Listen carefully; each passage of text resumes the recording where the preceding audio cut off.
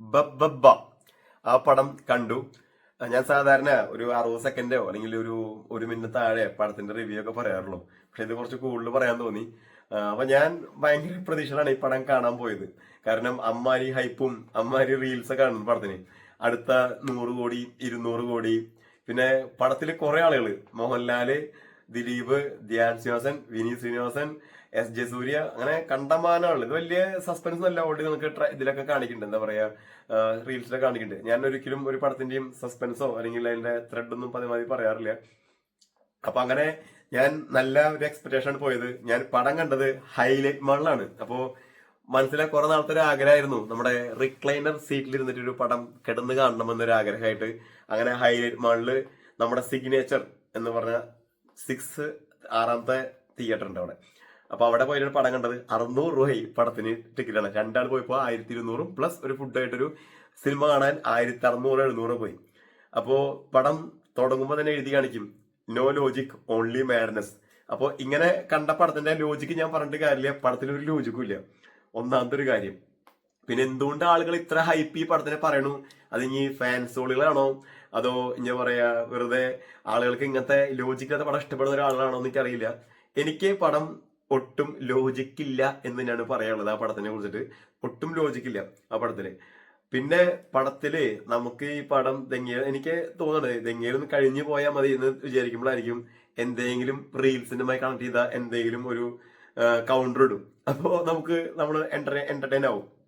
അങ്ങനെ കുറെ സംഭവങ്ങളുണ്ട്. ഈവൻ സലീം കുമാർ, ധ്യാൻ ശ്രീനിവാസൻ, വിനീത് ശ്രീനിവാസൻ, ഇവരുടെയൊക്കെ സ്വന്തം കൗണ്ടറുകൾ, ദേവന്റെ സ്വന്തം കൗണ്ടറുകൾ.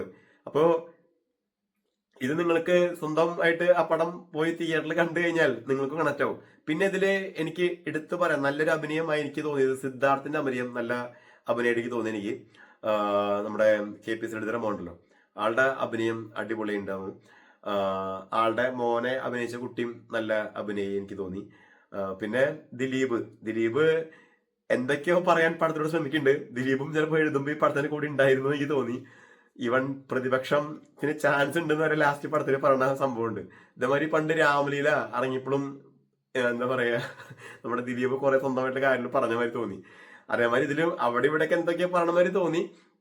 അങ്ങനെ കുറെ കണ്ടൻസ് ഉണ്ട് ഈ പടത്തില്. പിന്നെ ഈ പറഞ്ഞ മാതിരി എന്താ കുറെ ആൾക്കാരുണ്ട്, SJ സൂര്യ മുതൽ അങ്ങനെ കുറെ ആൾക്കാർ പടത്തിലുണ്ട്. ഇതൊന്നും ഒരു സസ്പെൻസ് ഒന്നും അല്ല.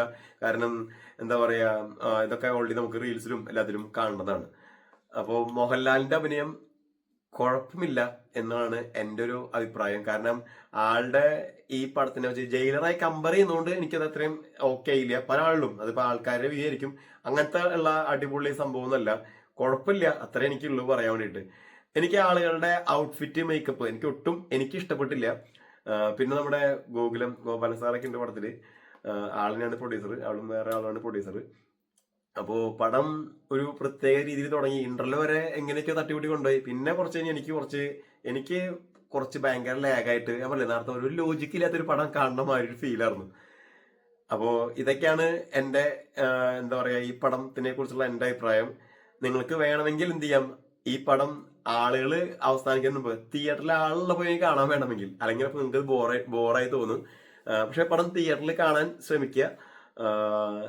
മേ ബി ഇഷ്ടപ്പെട്ടേക്കില്ല, ലോജിക്കില്ലാത്ത ആളുകൾക്ക് ഇഷ്ടപ്പെട്ടേക്കും അങ്ങനത്തെ ഒരു പടം കാണുന്ന ആളുകൾക്ക്. കാരണം കുറെ പടങ്ങളെ എടുത്തിട്ട് ഇതിൽ റീൽസ് മാതിരി നമുക്ക് ഇട്ടൊക്കെയാണ്. കുറെ പടങ്ങളുടെ റെഫറൻസും കുറെ തമിഴ്, തെലുങ്ക്, അങ്ങനെ കുറെ സംഭവം ഇട്ടൊക്കെയാണ്. അപ്പൊ കണ്ട ആൾക്കാർ നിങ്ങളുടെ അഭിപ്രായം പറയൂ. എനിക്ക് പടം വേണമെങ്കിൽ നിങ്ങൾ ഒരു വട്ടം പോയി കാണൂ. അതിൽ കൂടുതൽ എനിക്ക് പറയാൻ പ്രത്യേകിച്ച് ഒരു ലോജിക്കും ഈ പടത്തിലില്ല. ബൈ.